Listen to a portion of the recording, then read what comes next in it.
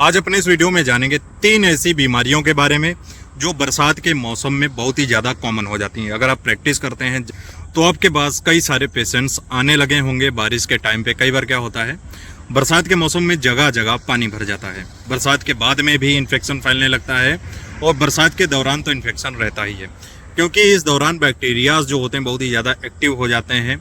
उनके लिए इन्वायरमेंट जो होता है वो बहुत ही ज़्यादा परफेक्ट रहता है, तो इसीलिए इन्फेक्शन बढ़ जाता है। और इसके साथ ही वायरल इन्फेक्शन भी लोगों में बढ़ने लगता है। आपने देखा होगा डेंगू हो जाता है, मलेरिया हो जाता है, चिकनगुनिया हो जाता है। ये सारे जो होते हैं एक तरह से पैरासाइटिक और वायरल इन्फेक्शंस ही होते हैं। तो 3 ऐसी बीमारियां जो होती हैं बरसात के मौसम में जो बहुत ही ज़्यादा कॉमन होती हैं। अगर आप प्रैक्टिस करते हैं तो आप जानते होंगे, आपके पास ऐसे पेशेंट भी आने लगे होंगे। तो सबसे ज़्यादा जो कॉमन है वो है मलेरिया। जी हाँ दोस्तों, मलेरिया मच्छरों के द्वारा फैलने वाली बीमारी होती है जो ठहरे हुए पानी में पनपते हैं और इन्हीं के काटने की वजह से लोगों में मलेरिया का इन्फेक्शन हो जाता है। और बरसात में जगह जगह पानी भरने की वजह से ये मच्छर उसमें अच्छी तरह से सर्वाइव करते हैं, जिसकी वजह से बरसात के दौरान ही मलेरिया का इन्फेक्शन बढ़ने लगता है। और दूसरी बीमारी है डेंगू। जी हाँ दोस्तों, डेंगू जो होता है ये बरसात के दौरान तो इन्फेक्शन नहीं होता है इसका, लेकिन बरसात के बाद में डेंगू का इन्फेक्शन फैलने लगता है, क्योंकि जगह जगह जब पानी भर जाता है डेंगू का मच्छर होता है ये दिन में भी लोगों को काटता है। रात में ज़्यादा नहीं काटता, लेकिन डेंगू का जो मच्छर होता है दिन में काटता है। तो ये 2 बीमारियां हो गई। और तीसरी है टाइफाइड। जी हाँ दोस्तों, टाइफाइड का जो इन्फेक्शन होता है इसका मौसम से कोई लेना देना नहीं है, किसी भी मौसम में हो सकता है, लेकिन इसके ज़्यादा जो चांस रहते हैं ये बरसात के मौसम में ज़्यादा रहते हैं, क्योंकि ये एक बैक्टीरियल इन्फेक्शन है। एक बैक्टीरिया होता है जिसे साल्मोनेला टाइफी कहते हैं।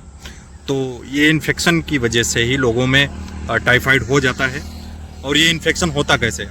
ये जो बैक्टीरिया होता है कंटामिनेटेड वाटर, कंटामिनेटेड फूड में मौजूद रहता है। जब कोई व्यक्ति हाइजीन मेंटेन नहीं रखता है और दूषित जल और खाने के संपर्क में आता है तो बैक्टीरिया उनके पेट में पहुंच जाता है और इन्फेक्शन फैलाता है। इसको आंतों की बीमारी या फिर मियादी बुखार, अंदरूनी बुखार भी बोला जाता है। और इन बुखार के जो सिम्टम्स होते हैं दोस्तों वो अलग अलग रहते हैं।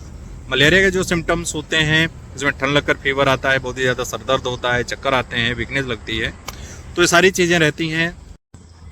और इसके साथ ही जो टाइफाइड के लक्षण होते हैं वो भी अलग रहते हैं। इसमें बहुत ही तेज़ हाई ग्रेड फीवर आता है, उसके बाद धीरे धीरे पेशेंट का फीवर जो होता है कम रहने लगता है। डेंगू में क्या होता है, सर में बहुत ही ज़्यादा तेज़ दर्द होता है, हड्डियों में बहुत ज़्यादा दर्द होता है, हाथ पैरों में और बॉडी एक जैसे कंडीशन रहती है और वोमिटिंग होती है, पेशेंट बहुत ही वीक हो जाता है। तो इसके बारे में अगर डिटेल में आप जानकारी चाहते हैं आप मेरे चैनल पर जाके वीडियो देख सकते हैं, जिसमें मैंने डिटेल में बताया है इन सभी फीवर के बारे में और ट्रीटमेंट के बारे में भी बताया है। अगर आप इससे रिलेटेड और भी ज़्यादा जानकारी चाहते हैं, किसी और बीमारी के बारे में जानना चाहते हैं, किसी और मेडिसिन के बारे में जानना चाहते हैं, कमेंट करके बता सकते हैं। इंस्टाग्राम मुझे फॉलो कर सकते हैं, मैसेज कर सकते हैं।